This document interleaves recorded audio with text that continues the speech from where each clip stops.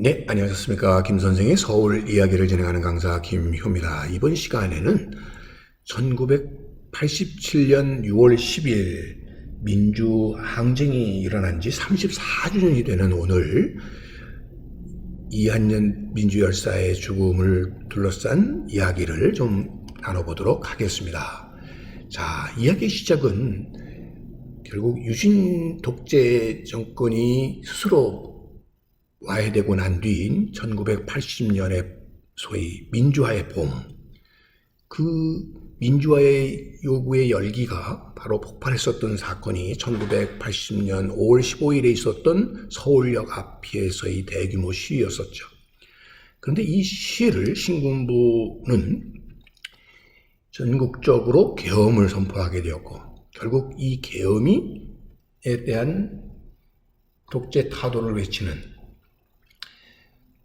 광주 지역에서의 5.18 광주 민주화 운동의 계기를 만들었는데, 이것에 대해서 신군부는 현역 군인들을 동원해서, 특히 특수부대원들을 동원해서 결국 민주화의 요구에 대해서 무자비한 진압으로 이를 억압하게 되었고, 결국 그런 억압 속에서 전두환 국보위원장은 11대 대통령으로 단독 후보로 입후보해서 체육관에서 대통령으로 선출되어 7년 단임의 11대 대통령으로 취임하게 되면서 결국 1980년의 민주화의 열기를 한 번에 공안 정국으로 짓밟고, 결국 이 상황 속에서 유신 시절의 독재 정치를 이어나가게 됩니다.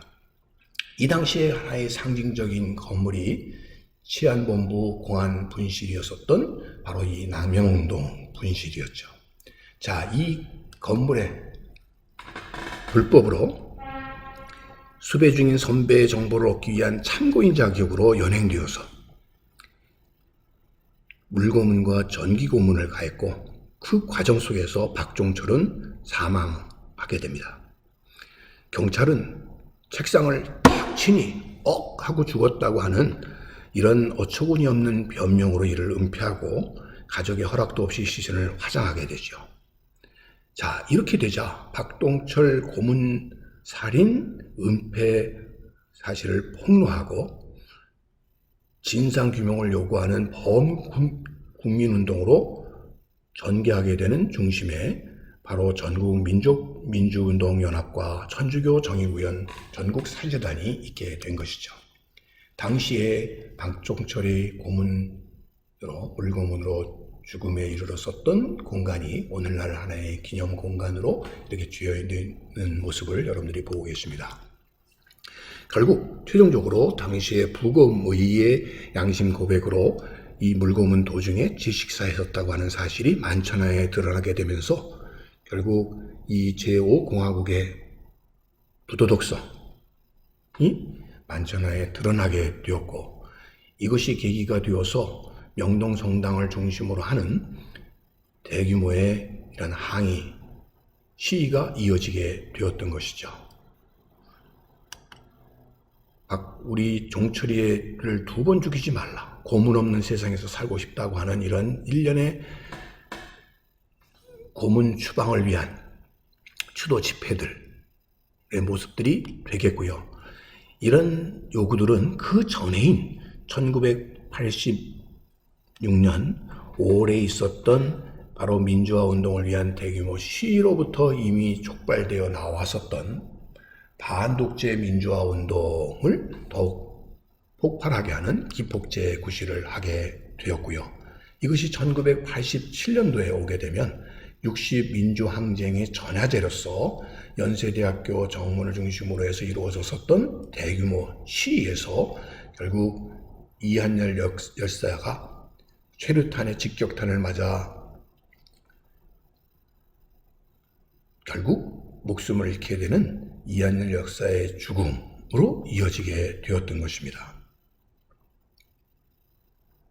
자, 당시에 이한열의 부상을 입었을 때의 모습을 담은 이 사진 속에서 6월 10일 결국 민주항쟁은 이 최루탄의 대량 발사 속에서 결국 이 시 자체는 무력으로 이렇게 진압되게 되었지만 결과론적으로는 민주화에 대한 요구와 호언 반대 독재 타도를 외치는 목소리를 끝내 잠재울 수 없었기 때문에 결국 노태우 당시 대표가 직선제 개헌 선언을 하는 6.29 선언을 할 수밖에 없는 상황에 이르게 되었던 것이죠.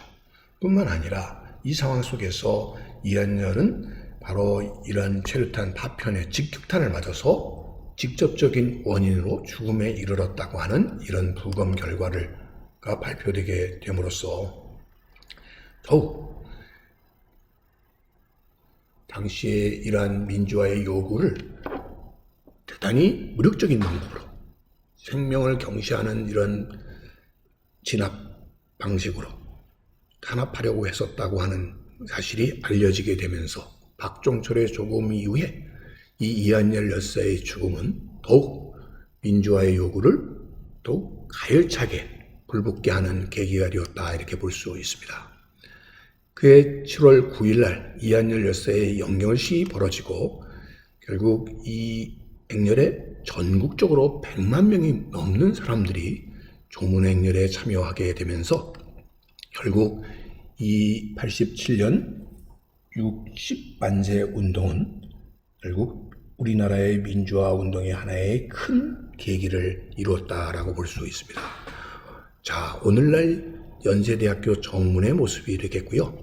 바로 이한열이 쓰러졌던 그 자리에 이한열 열사의 죽음의 현장을 그리는 이러한 표지석이 세워지게 되었고, 교정 내에는 이한열 동상이 이렇게 세워지게 되었으니 바로 이곳에 이 기념비에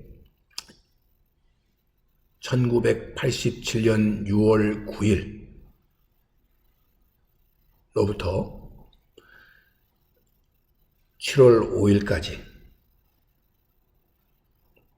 사경을 헤매다가 결국 죽음에 이르렀고 7월 9일 날 영결식이 진행되었다. 그 해에 이한열 열사의 나이는 22살이었다라고 하는 이러한 의미를 담은 비가 교정에 세워지게 되었던 것이죠.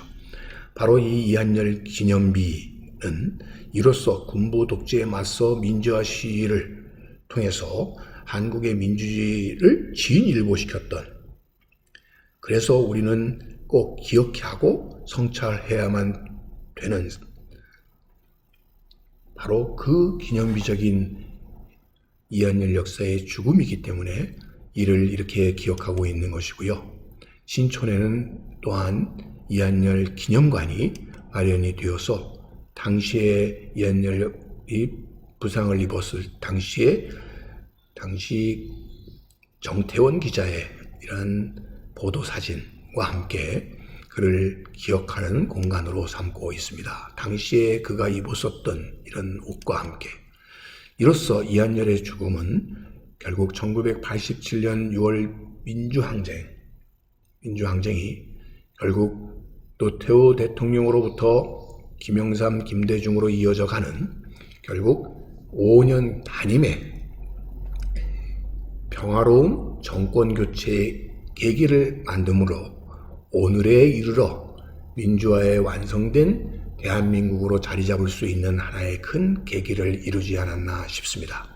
오늘은 60 민주항쟁 34주년의 즈음에서 이한열 민주열사의 죽음에 대하여 얘기 드렸습니다.